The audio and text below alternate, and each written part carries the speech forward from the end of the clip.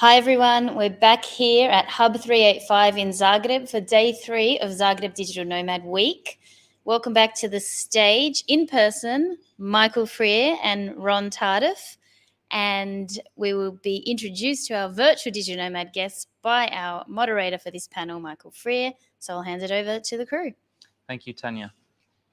Yes, welcome back to day 3. Here we are in this amazing space, Hub 385, in a very hot Zagreb today. Fortunately, we've got aircon all around us, so we're very relaxed and calm completely. And I'm here with Ron Tardif. Welcome back, Ron.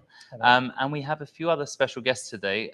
They're very special for a few reasons, in that they were part of our Digital Nomad in residence in Dubrovnik. Obviously, now we're in Zagreb. But this conference isn't just about Zagreb. Obviously, we're talking a lot about Zagreb, but it's about Croatia and Croatia as a destination for digital nomads. So I'd love to welcome back to Croatia, even though they're remote at the moment, although some of them might still be somewhere in Croatia. First of all, let's welcome back Alyssa. Hello. How are you, Alyssa? I'm doing very well. And where in the world are you? Currently in Barcelona. Excellent. So still Mediterranean, just a bit further away. Next up, we have Charlie.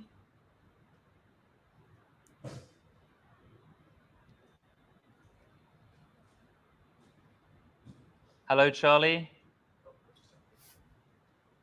Hi there. Hi. Can you hear me? How are you doing? All good? Good, thank you. And whereabouts are you, Charlie? I'm currently in London. In London, okay. And then we have Vanessa. Hello. Hey, Vanessa. How are you doing? I'm great. Excellent. And whereabouts are you? I'm in Bol, Croatia. Aha. So we still have one left behind that we've managed to keep here.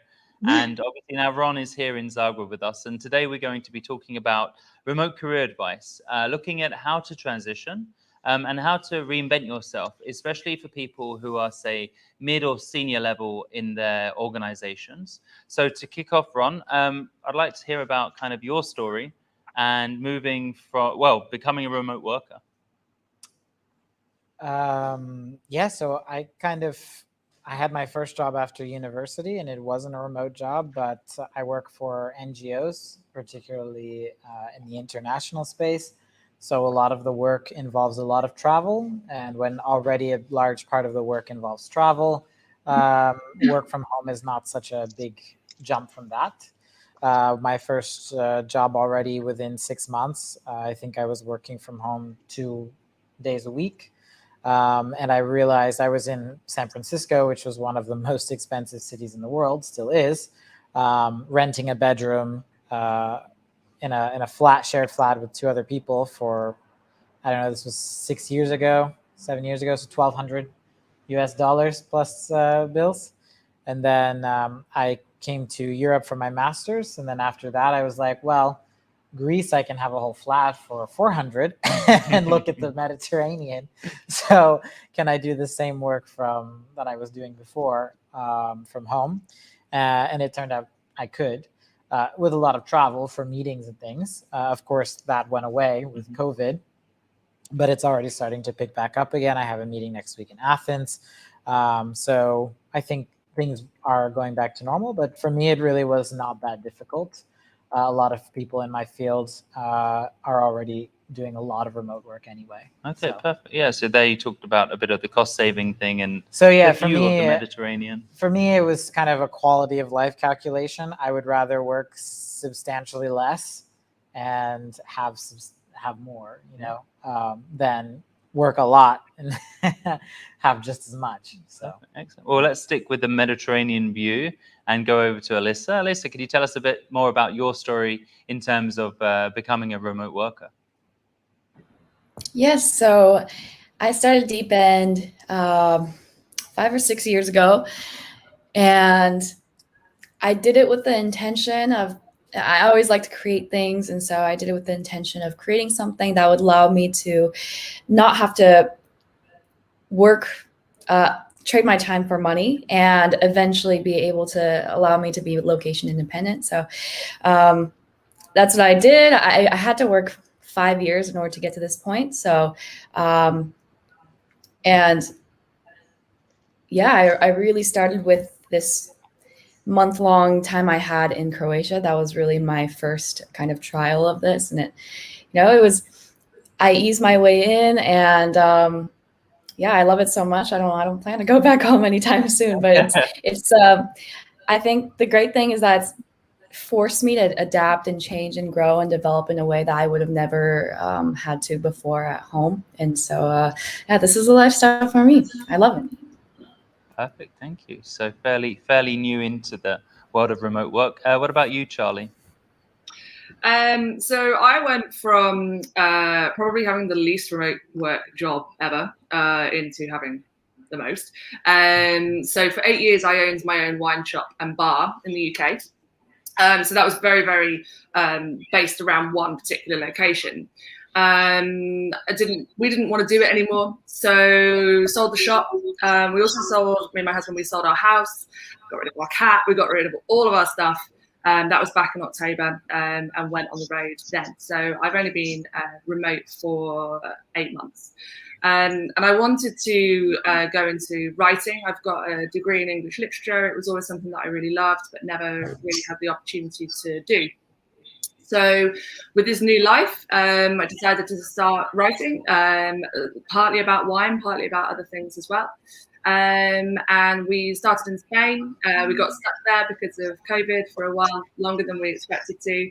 And then we came over to Croatia, partly because of Brexit. We now have to, we can't stay in Schengen as long as we would like. So we thought, well, we'll try Croatia. And I'm so pleased we did. We spent the whole of our 3 months time there that we were allowed. We loved it. We're coming back in September, October, because it was just such a brilliant place to be, to live and work. Perfect. Well, we look forward to welcoming you back. And finally, Vanessa, if you give us a bit of insight into your story. Sure. Well, I'm a lawyer and been a lawyer for 8 years, and I worked in a couple law firms. And then 5 years ago, I decided to start my own firm. And I wanted to make, my idea was to make legal services really accessible to individuals, make it easy, where they call me and I pick up the phone. All the documents are, stored and communicated electronically. Payment is done by credit card. And so by doing that, it really set me up for remote working, even though at the time I never really envisioned that this could be possible. And, when I was back in the US, I worked from home as well. So I didn't have an office lease or staff members that tied me to a particular location. So I tried remote working for the first time last September and October in Europe, and it worked really seamlessly now that, everything was happening, even with the courts via Zoom. And so then I thought this year I was going to do it long term with the intent of at least a year. So it hasn't been an issue communicating with clients. I've done a mediation and 2 court hearings from Croatia. So it's transferred really well to remote work. Perfect, thank you. So obviously, often when we see digital nomads and we look at their, say, Instagram feeds, we see these pictures of them on the beach in Barcelona, on Zlatni Rat in Bol, maybe having cocktails during the day in London. What about the less glamorous side when it came to moving from your kind of traditional worker to a digital nomad? What kind of maybe obstacles were there, either professionally or socially? What kind of barriers did you encounter along the way? Ron, if you don't mind starting. If there were any, that is. Initially, for me, it was sort of the discipline of working, especially during the summer in Greece. It's hot, actually. That's one of the biggest things. So It's really hot, and that really can suck your motivation. So you need to use those cool hours of the day to get your work done. And then just building that discipline. I had done an internship mostly remotely the year before. I had already started working a bit remotely before my master's, so I was a little bit accustomed to that, but it does take discipline, which is sort of something that's underestimated. And I've had some colleagues that have gone remote recently due to COVID, and they, originally planned these kind of 1 or 2 week moves, and then they quickly realize, oh, if I have to spend one day moving and then the next day getting accommodated and then the next day, another day packing, and you lose a lot of work time. So it's actually not efficient to be moving as often. So that's another kind of less glamorous point. The more you're traveling, the less you're working. So you do have to get a kind of cadence there that allows you to work. And then for me, one of the upsides of working remote, of the kind of work I do, is that a lot of I go to meetings often. So, for example, pre-COVID, from basically the 1 year before I had started that job, I had meetings in Oslo, in Greece, in the US, in Barcelona, Lisbon, New York, and went to India, etc. And so I didn't feel like I was stuck in my house all the time. But I realized around, I think I was able to hold off until about September, but then I was like, wow, this really bites. I'm really tired of just only interacting with people on Zoom. So there can be a fatigue if you don't have any other kind of interaction. So that's where co-working can really help. Okay, perfect, cool. I'm going to jump over to Charlie as well, because obviously you moved industries. So a bit touching on what Ron talked about a bit about motivation, keeping yourself motivating and producing as well, which is part of your role. So if you have any tips about that, and also if you encountered any barriers or obstacles for that as well. Yeah, discipline was going to be the thing that I would say as well. For me, I'd been an entrepreneur for 8 years, before becoming remote. And I think that really helps if you don't just have to be entrepreneurial, but if you have a side hustle or anything like that, where there is some discipline in your life that's outside of, say, being in a general corporation, then it really helps in order to, you can form the habits before you leave. Which I think are really important, because it is hard. I've talked about this idea of the British sunshine training, which is basically a Brit, every time the sun comes out, you're like, I need to get outside now, because it could be raining in 10 minutes time, because that's Britain. And you have to kind of stop yourself from doing that when you have deadlines and when you have work, because even though you can be in the most beautiful place in the world, the work still needs to be done. So it's I have to really work on that quite hard when I'm in sort of areas that, like Croatia, that's often very, very sunny. So yeah, I think the discipline and motivation is really important. And I think getting into a routine, I always talk about having a flexible routine. There are things that I want to do every single day, but I don't mind at which parts of the day I do it. So that could be things like running, it could be things like going for a coffee, a walk, and of course writing. So it's really important to have that sort of routine, I think, involved as well, if you want to keep that motivation and that discipline after somebody telling you how to run your day for you if you're in a company. Or when I was working in my shop, it was my hours, the shop cats that was keeping me sort of disciplined. Now it has to be completely on me. So I like that sort of idea of a flexible routine. Okay, perfect. And obviously the legal sector isn't as well known for its remote working. So Vanessa, what kind of obstacles and barriers have you encountered? To Vanessa, sorry. Sure. Sorry, my connection is breaking up a little bit. Can you hear me? Yep, all good now. Okay, all good. Okay. Yeah, so there have been a couple of things. The first is, for me, the time change where my clients are located is quite big. It's a 9-hour time difference.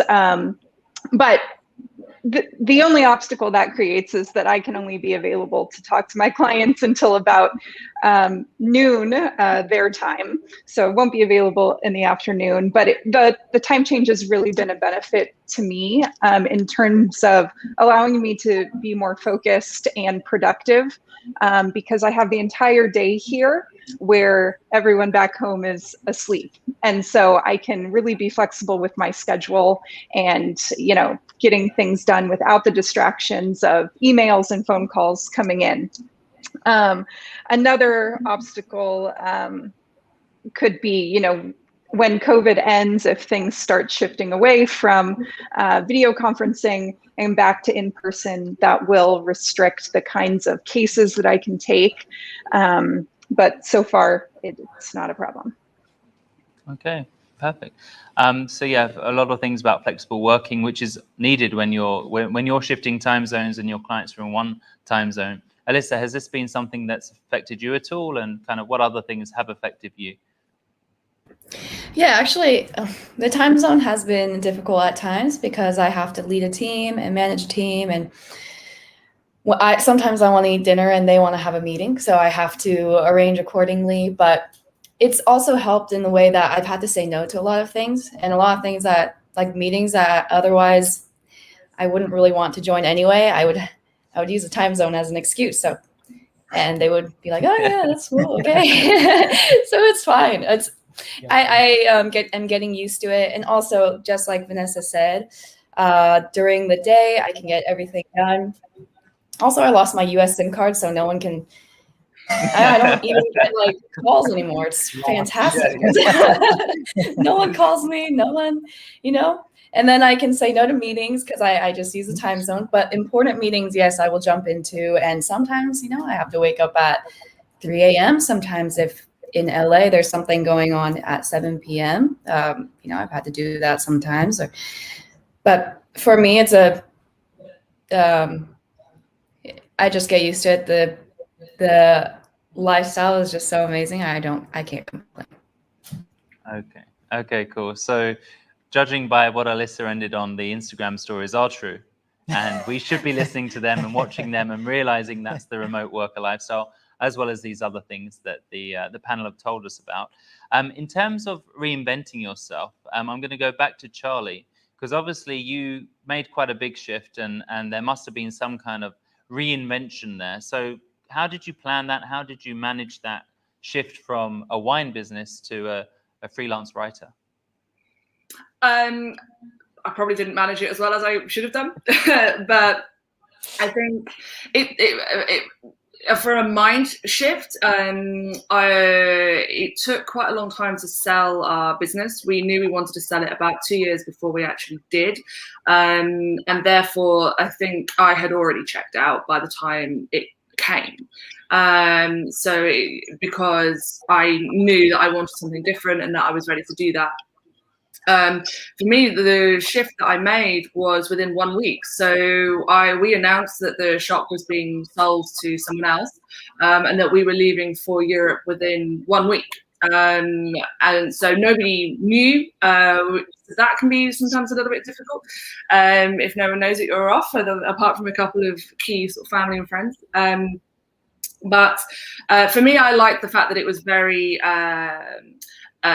One day I was a wine merchant, the next day I was a freelance writer. I really liked the fact that there was this very, very clean cut, because it meant that I could just forget quite relatively quickly about my old life, as it were, and concentrate on my new life. And the fact that I moved from London to Europe in 1 week also really helped, because it just sort of gave that sort of distance, I think.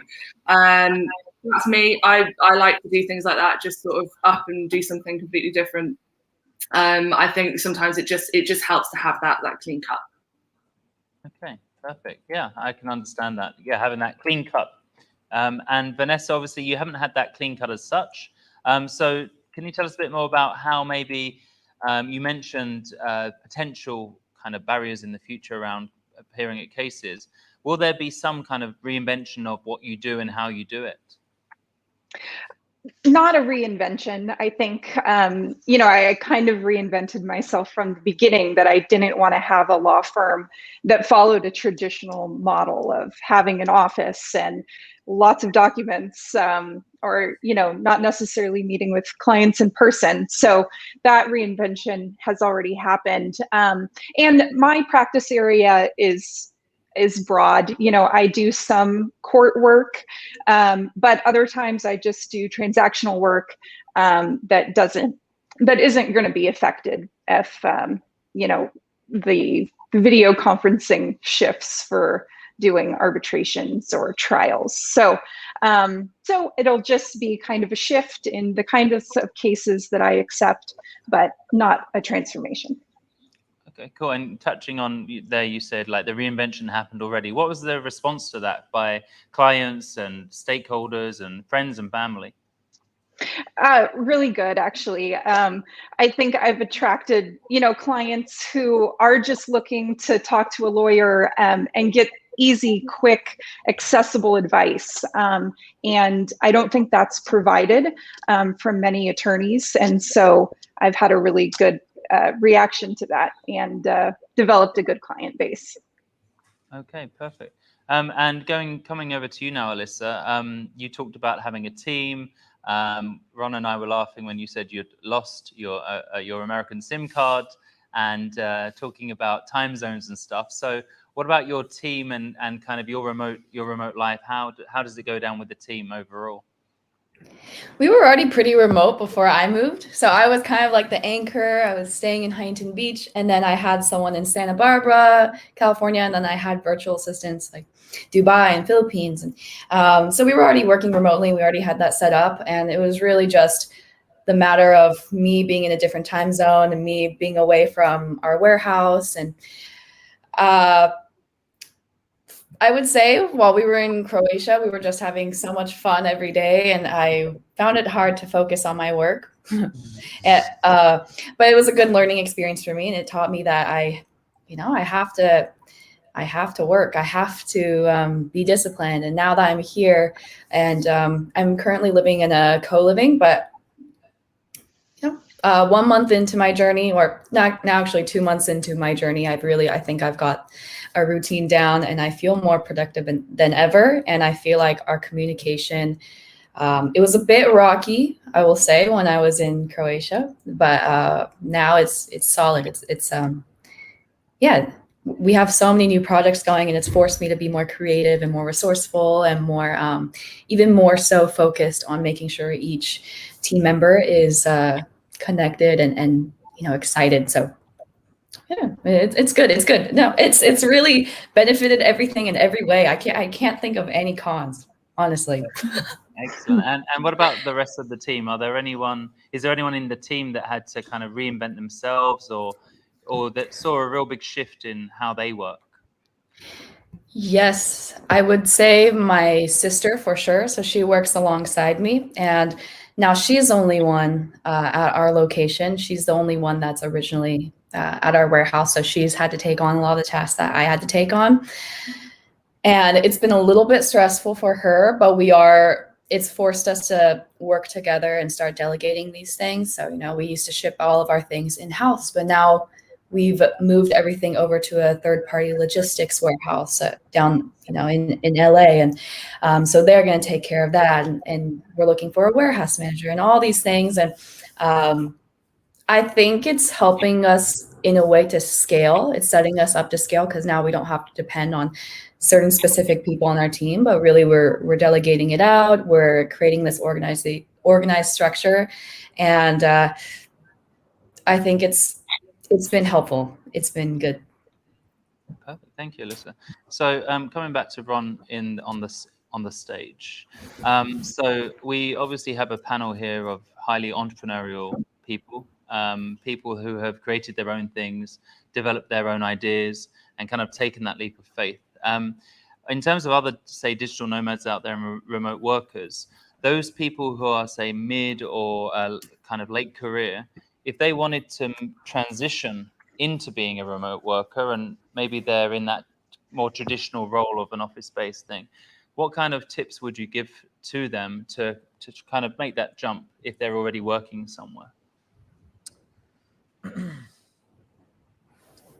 I mean, there are many good stories and anecdotes about this online. So definitely that I'm sure someone from someone's specific background has done it before. So definitely looking for those. But more broadly, I think that if you can basically just demonstrate no loss for your company, but some organizations are, going to be kind of dogmatic about this. Even in my field, there's some sort of big global NGOs with staff all over the world, and yet they still want the majority based in their DC office. Why do you need to be in a DC office to work on international fisheries? I don't know, especially when most of those meetings don't happen in DC anyway. But that's how their culture is. So sometimes you're kind of swimming against the current, and you're just going to have to leave your organization at that point if that's the priority. But I think in other organizations, it can be simply about starting with like workcation. Maybe can I take a month, or start working from home a couple of days a week.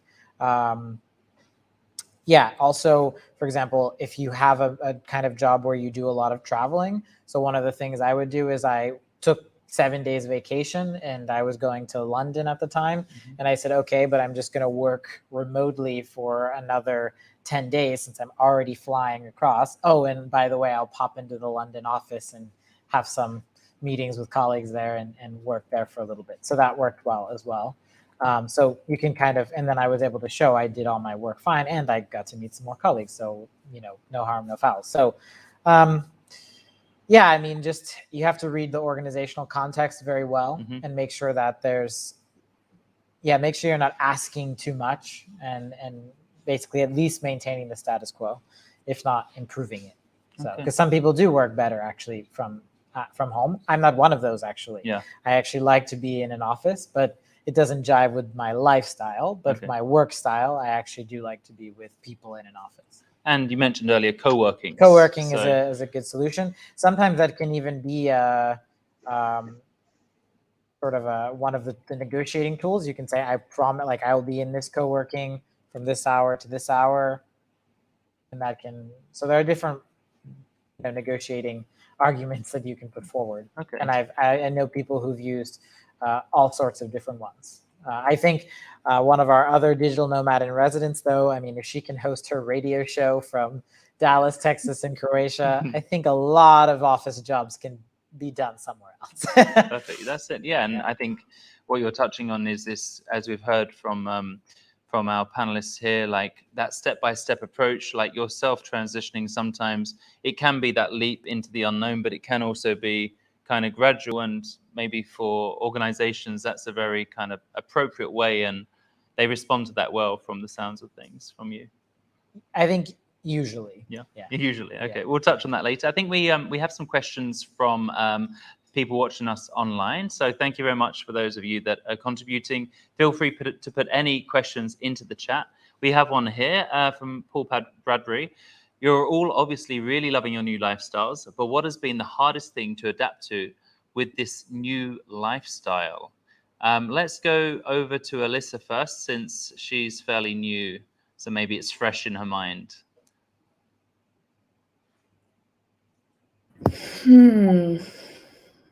She also hardest thing to adapt to. I love it. I think the hard things, I also love them too. What are the hard things?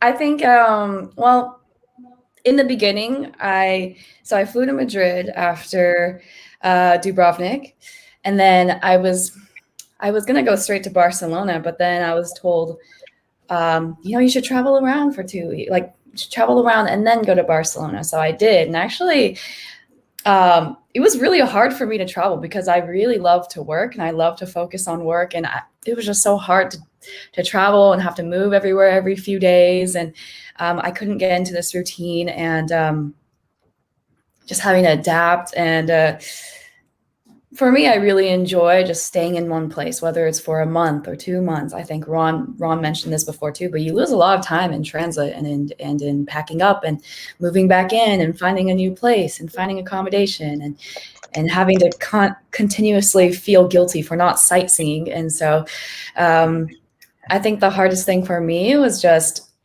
figuring out, okay, do I want to travel? Do I want to work? Actually, the answer is really easy for me. I really want to work. I really love to work. Yes. So, but yeah, hardest thing, even with the team, maybe it was a little bit difficult to get started, and everyone was, seeing my Instagram stories, and they were like, "Are you really working?" But now that I'm settled in one place, they see that I'm actually a lot more productive than ever before, and it's working well. It's really motivating the rest of the team as well, and I'm also encouraging them to do something like this. Okay, perfect. Thanks. Vanessa, anything to add to that? The hardest thing. Yeah, I'm not someone who plans ahead very far. But I'm learning that, in order to get better housing that's less expensive, I do need to think ahead a couple months as to where I'm going to be and to set that up in advance. Another issue, I have a dog and a cat, and I brought them here with me.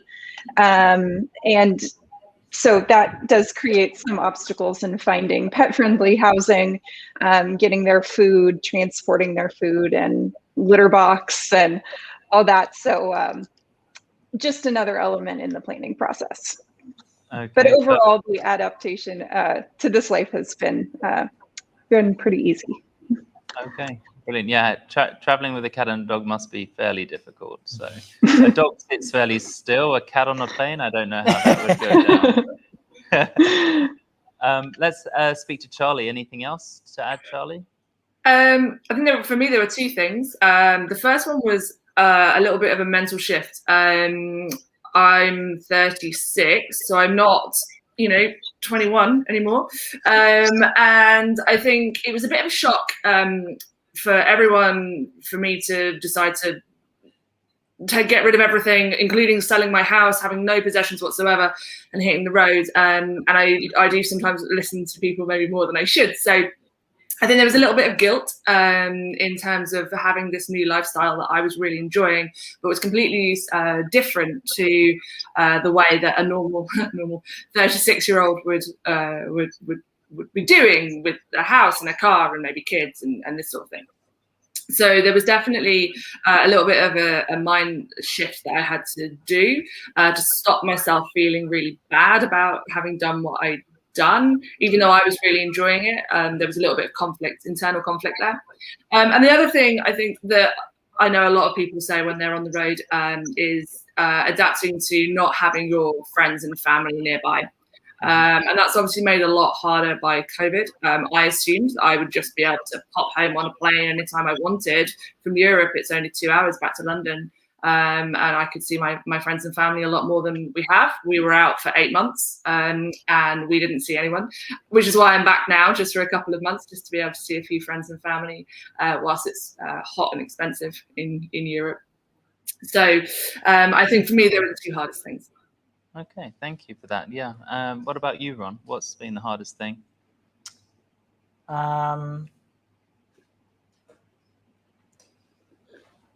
I like certain elements of routine, and I'm also from the US, and I'm from the Northeast, so we have a really high diversity of foods, and if I want any kind of ingredient or anything, I just immediately go to an Asian shop or some kind of foreign goods store, and I can have that, or I can go to the Thai restaurant and it's really authentic Thai food. And so those kind of picky things, lifestyle things that you get used to in the US can be difficult. Also, one thing that is monumentally different between, say, Europe and the US is things move slower. Mm-hmm. Expectations should be managed. So in the US, things are quite efficient, and if you need it faster, you can pay for it faster. In Europe, things you can't do that, and they're just not usually that efficient. And there's usually a lot more bureaucracy. So that's been a big adjustment, and sort of, for me, it's been many years now, but just accepting, and especially when you come to like southern countries, Greece perhaps being the peak of that, but I know Croatia is quite famous for it as well. You have to kind of be a bit patient. Yeah. So that has been definitely a big lifestyle changed for me. But otherwise, can't think of anything that's been particularly hard.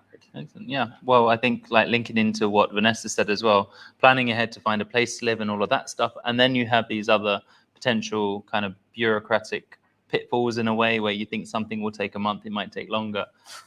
Yeah. And if you want to do anything immigration wise, it's always terrible everywhere you go. That's it, yeah. Although I've heard that here in Croatia, they've done a really, really nice job and have tried to be helpful. I'm skeptical just because I've experienced a lot of immigration trials and tribulations in many countries. But if that is the case, then it's a big win for Croatia. Perfect. Excellent. Yes. As you know, we have the Digital Nomad permit here in Croatia. You can find out more about that on all of the links, as you can find in our descriptions. And we'll be hearing more about those over the coming days, especially on Friday, where we hear specifically about the Digital Nomad Association and policy and what's going on. We're going to shift to another question now. The question is from Maya. Hello, everyone. I would like to ask you, how do you deal with costs, living costs, etc., and how to maintain the balance between costs and salary so that costs don't eat too much of your salary? So who is good with budgeting? I'd love to hear from them first, and then we'll end with the person who's not as good with budgeting. So who thinks they're good at budgeting? Anyone?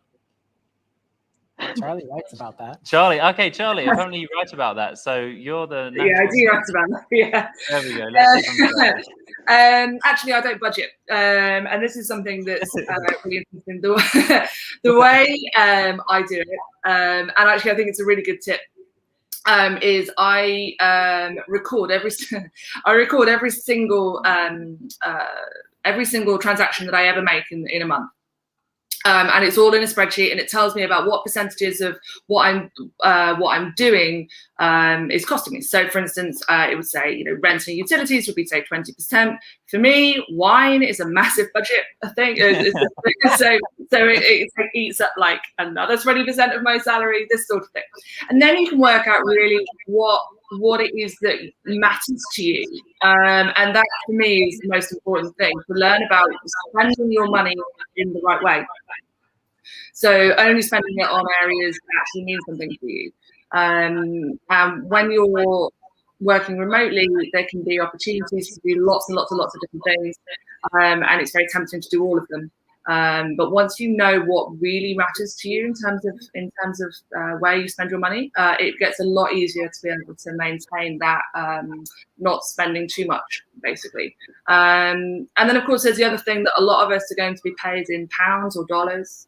And we're going to be using those pounds and dollars in places where they are quite strong, like Croatia or like other parts of Europe. So that does help as well, in order to be able to balance those two things, because you generally get a little bit more for your money. Okay, perfect. Okay, let's hear from Vanessa. How much of your budget goes on wine? Not too much, but we do have a great winery down here in Bowl, so that's tempting. I don't consciously budget, but I have found that this lifestyle it has saved me money. For like the phone, my phone bill is cheaper. I don't have a car. Anything that I'm tempted to buy, I know that I have to transport it to wherever I go next. And when I already have a dog and a cat, I cannot add anything to my suitcase. So that's a really good check on my spending. I've cooked so many of my meals here versus going out to eat. So I've ended up saving money. Excellent. Okay, cool. Alyssa, obviously you also have a business to think about as well. So budgeting must be in your vocabulary normally. How do you go about budgeting as a digital nomad?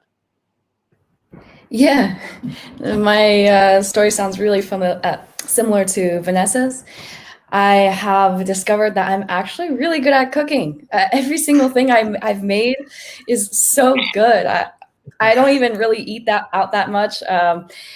I'm the opposite of Charlie. I actually don't really drink. I'm sorry, I don't like wine. So none of my budget goes to wine. And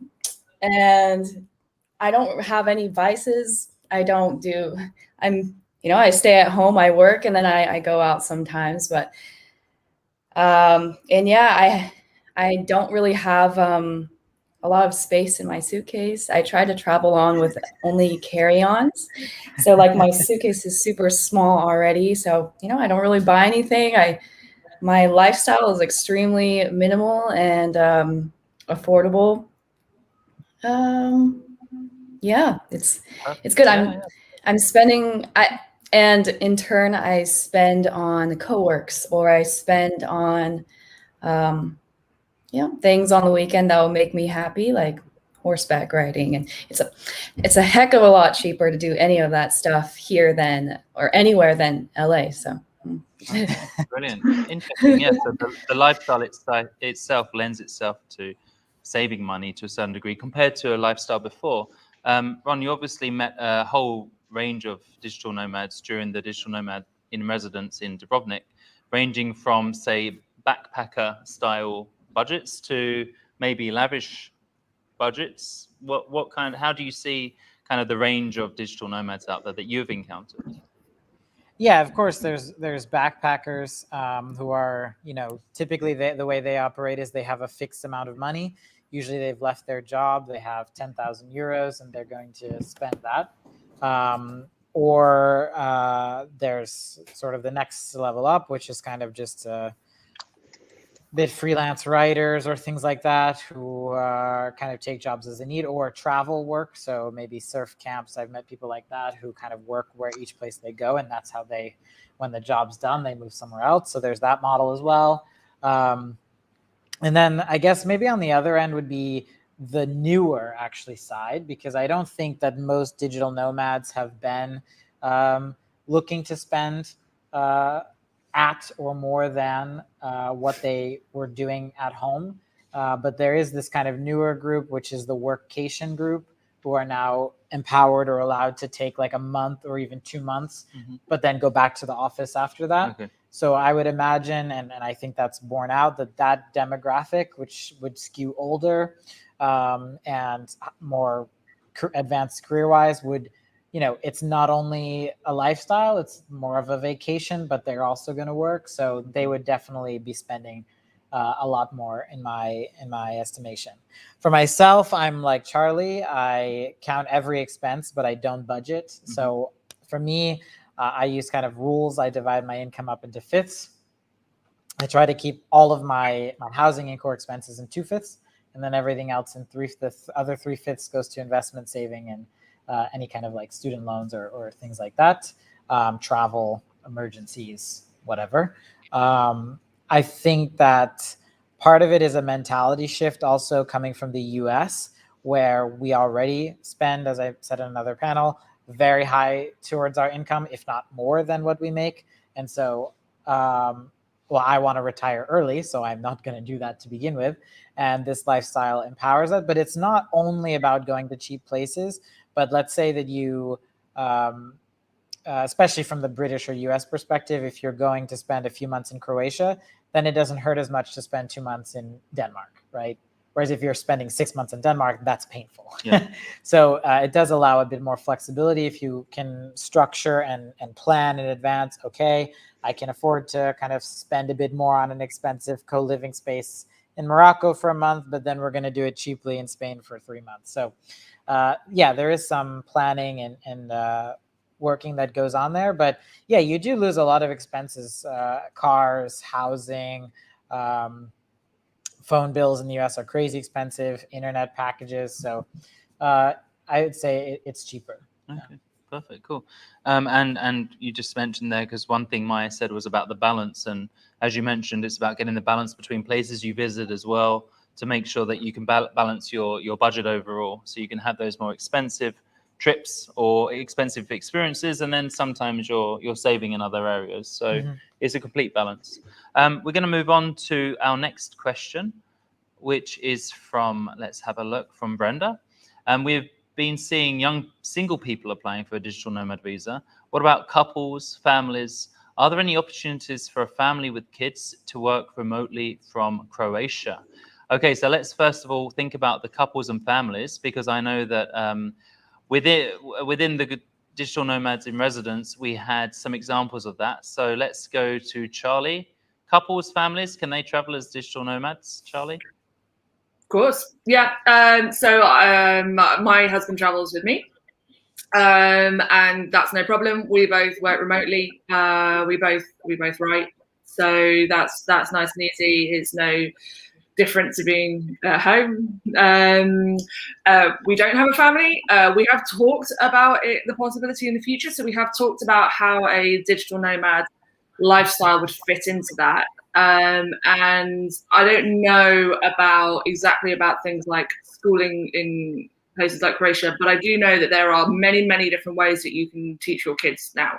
And the amazing thing about having kids on the road is that they are going to be exposed to so much more, and there are massive communities out there of people who do bring their kids on the road with them, and do things like what's called world schooling, which is a little bit like homeschooling, but you do it with other people as well, in whatever area you're in. So you can teach other people's kids, and then they can teach your kids.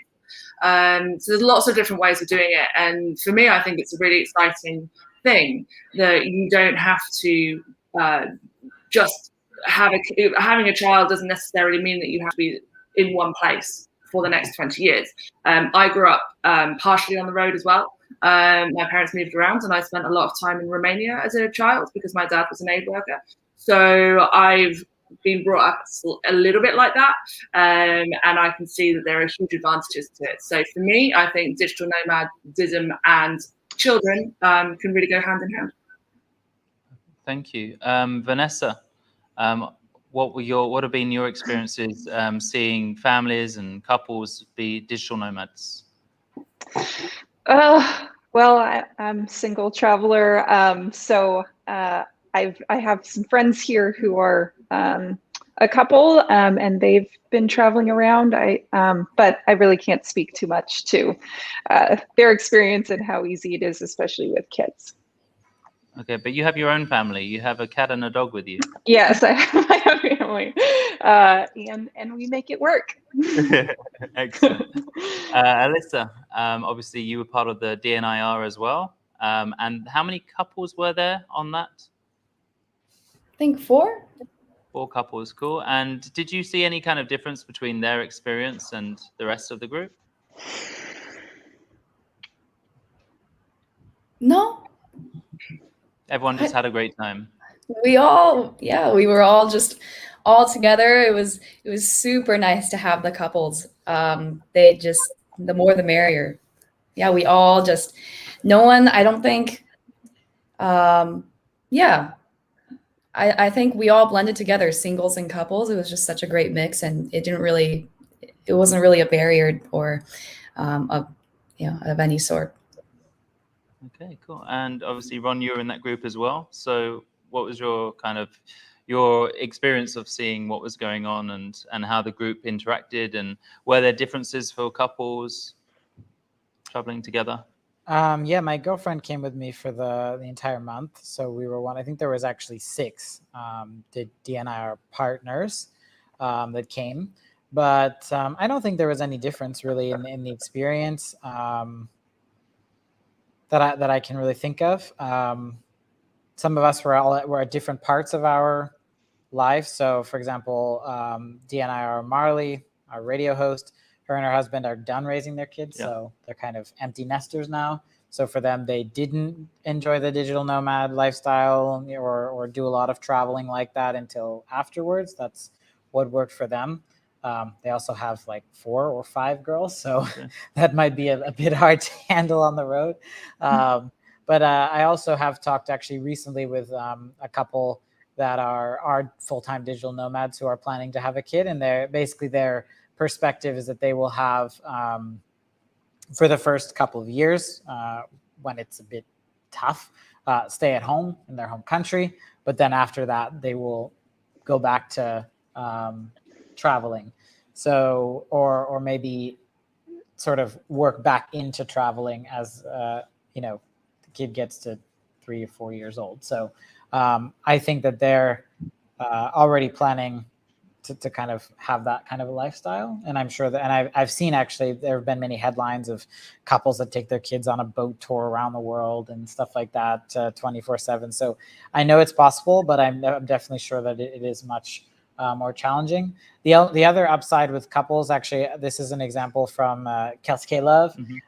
She was saying that sometimes she was working and her boyfriend wasn't, and then in some countries he was working and she wasn't. So that can actually be an upside of being a digital nomad with as a couple, is that you don't always have to be hustling in every place. So. Okay, and in terms of the, Brenda also asked about families and couples, family with kids to work remotely from Croatia in terms of visa schooling.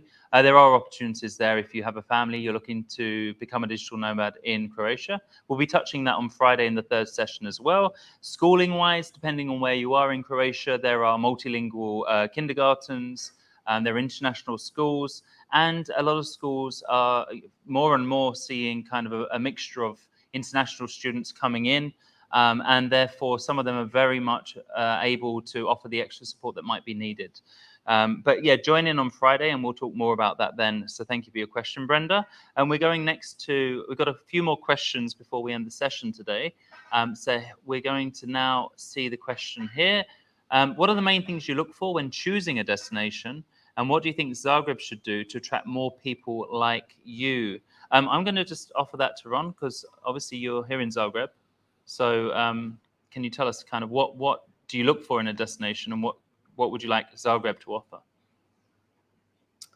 Well, I just arrived this morning on the overnight train. So I've been through Zagreb once before. It's quite a quiet city in the summertime. But I think what Zagreb, for example, has as a strength is its centrality relative to other areas. For me, this is always an important aspect. I like to be in places that are a bit smaller, where everything is accessible by transport or foot very, very easily. And then also that are very accessible. So it's just a quick train or bus 4 to 5 hours over to Budapest. So, which is also a super central city. You can get over to Slovenia really easily. You can get over to the other Balkans. You can get to the coast in just a couple of hours. So those are all quite strengths. I don't know, but I would be interested to know more about sort of the tech space or other innovative sectors that are here in Zagreb. And then also, I hear we'll be joined on Friday with someone who does outdoor adventures. And I guess there's a lot of great outdoors near Zagreb, but I don't know about that. But I haven't looked. But those could be things that I'd recommend them to highlight. Okay, perfect. Vanessa, what do you look for in a destination as a digital nomad? Well, for the summer, I wanted to be close to the water. So that's why I chose the coast of Croatia. Other than that, I want a place that's really interesting and makes me feel something, where I can kind of experience and learn about the history of that place, which I find to be very interesting in the Balkans, and why I chose to come here. Cool. Alyssa? Yeah, I would say interesting city, and it has to have interesting people. If I don't meet anyone new, if I don't make a lot of new friends, or if I'm not introduced to a lot of new perspectives and the way people think, it's not going to be a place that I will particularly enjoy. I don't care if it doesn't have, a beach or mountains, whatever. If it's full of interesting people and,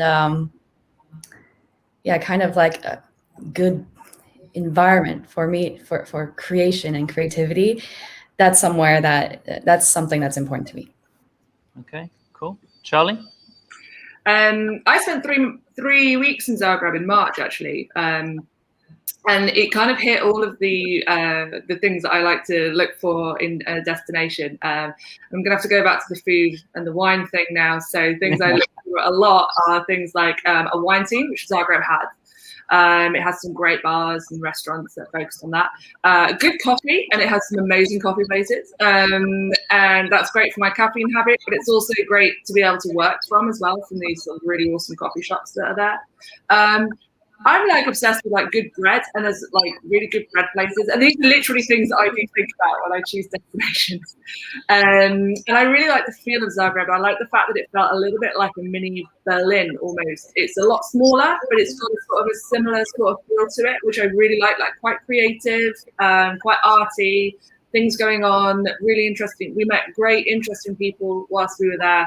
And like Alyssa says, that people are so important if you're going to be spending a little bit of time in a place. And Zagreb, for us, I think, hit that really well. We met some really great people.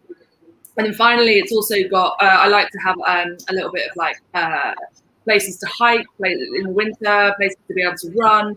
And again, Zagreb's got all that. So for us, I'd only been for a couple of days before. Spending 3 weeks there, it was really like it hit all the points that I would look for in a destination.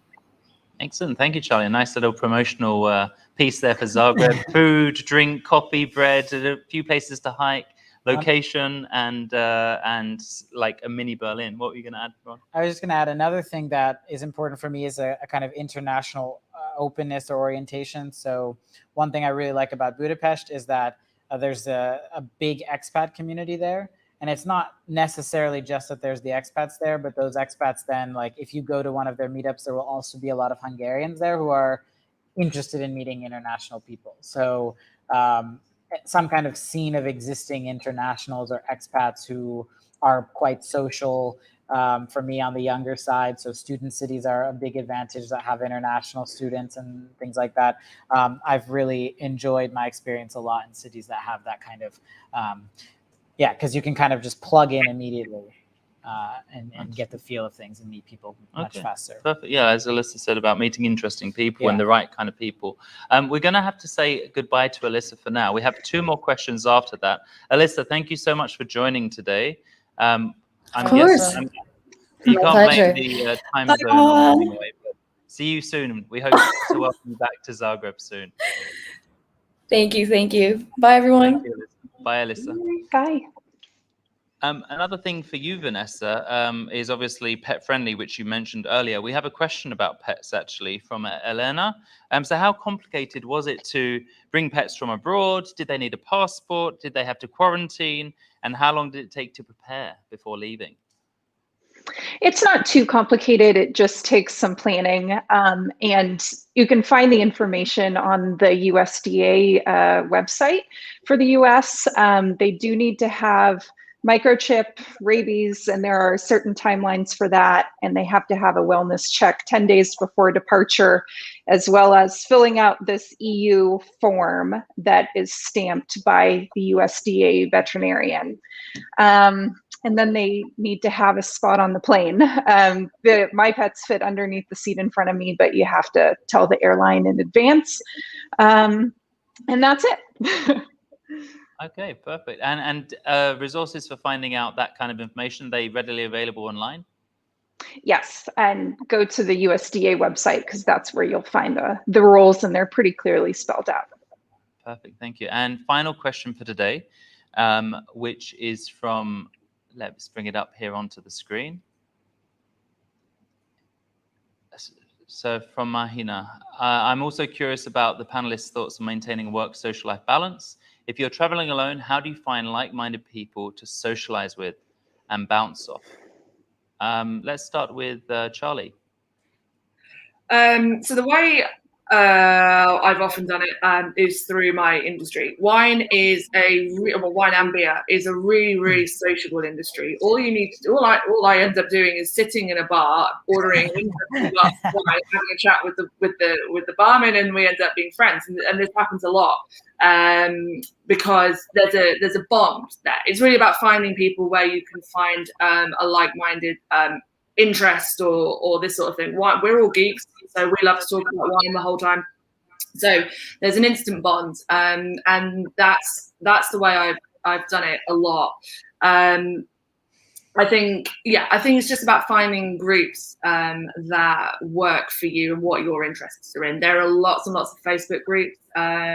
we were in Zadar, and there was a lot of conversations going on a Zadar Facebook group, WhatsApp groups, all these sort of things. In any country, in any city or town that you're in Croatia, certainly, you can normally find some like-minded people to hang out with. But I also, as I said, travel with my husband, so I've got like a 24/7 somebody to hang out with there if I want to. So that helps me. But yeah, no, it's just about finding your tribe, as it were.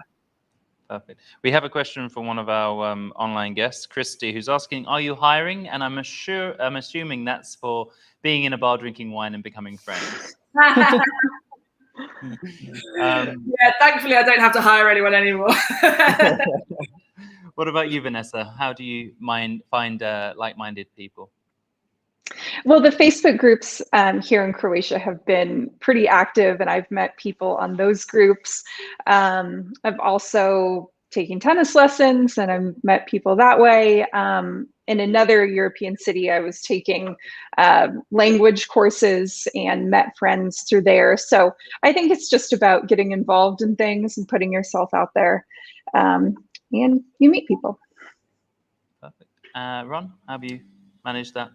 Well, in many countries, I've been studying or working or doing other professional activities, so then it's quite easy. In the sort of more recently of late, the places I've been going, it's been a bit more difficult. I work in a fairly niche industry, and I'm not going to find anybody like that in Budapest since I studied the sea. And there's a definitive lack of one there, no matter what they tell themselves about Greater Hungary.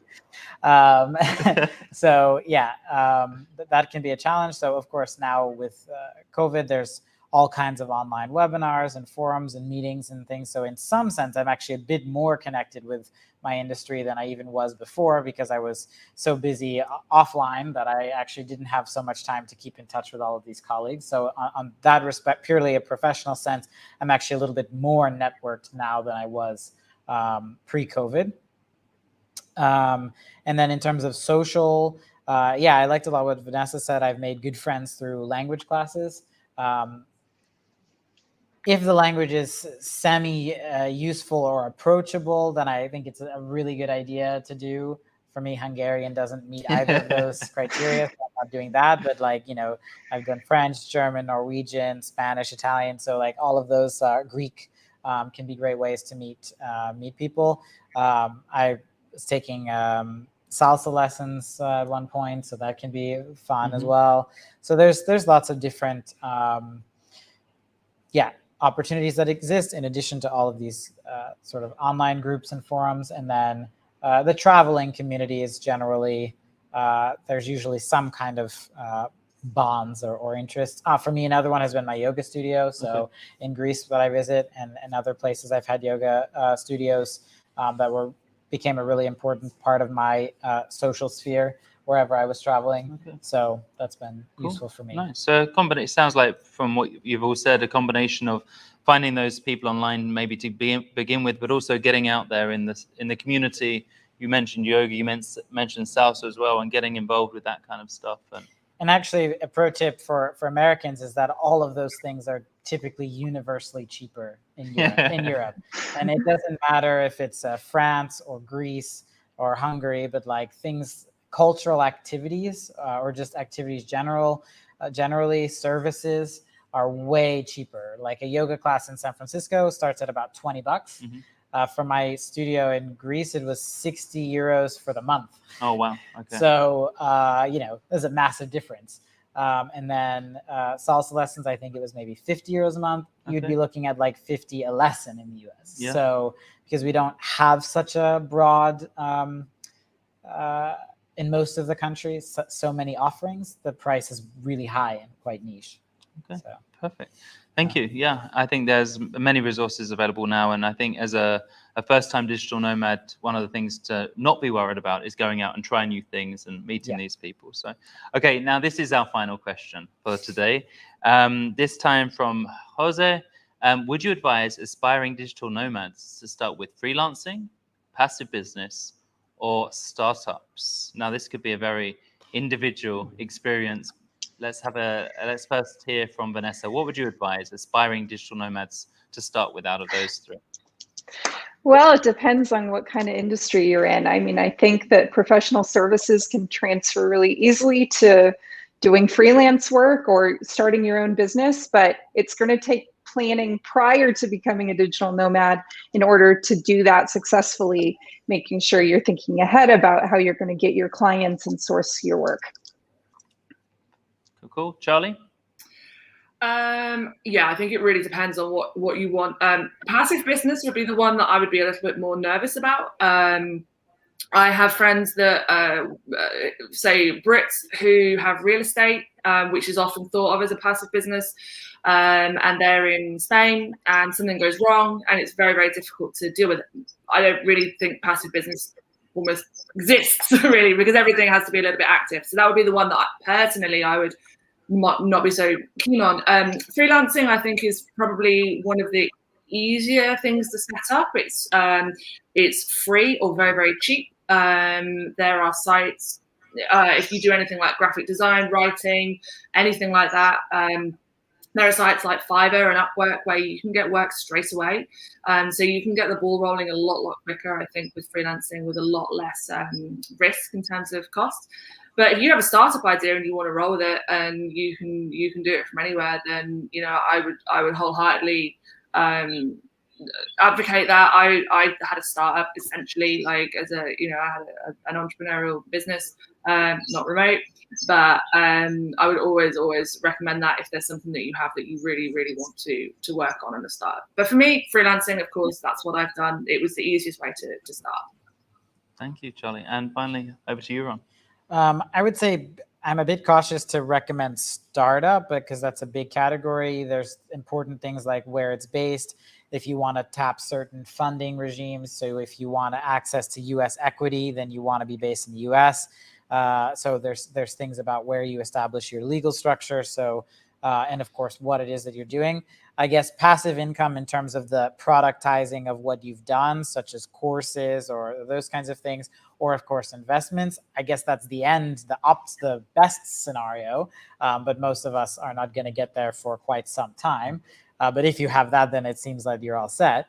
Other passive incomes, like Charlie said, come with a lot of baggage. Freelancing is generally the most flexible, gives you the most options, and also to be creative there about what angles of the freelancing that you can do. Because, for example, I recently, through a previous job, became kind of an expert in this specific software. And so it's not at all my area, my subject, but I'm actually going to probably have a contract with an organization later this year to use that software to build them a system. So it's not what I do normally, but it's a gig, right? So use your skills wisely, and that can be really helpful. But the options are many. So, perfect. Excellent. Okay, cool. Well, we're going to wrap it up there today. Thank you ever so much to Vanessa and Charlie joining us remotely, and to Ron for joining us here. The day is not over. If you're here in Zagreb, come and find us. Check out our schedule, I guess, saltwaternomads.com/Zagreb. You can see the program that's happening for the rest of the day, tomorrow and on Friday, as well as the weekend. We've got loads of stuff happening, so make sure you check that out. Thank you for those of you who've joined us online. And I'm finally going to welcome Tanya back for some closing remarks. Thanks, everyone. I really enjoyed that. These are some of my favorite nomads in the world, and big Eurovision fans. I just want to make a note. We are heading to Swanky's, and we are also at Bornstein Wine Bar tonight for happy hour. So if you're in Zagreb and you're watching, please come along from 5 p.m. And then we have a special Ghosts and Dragons tour with Secret Zagreb at 9 p.m. when it gets dark. Thanks, everyone.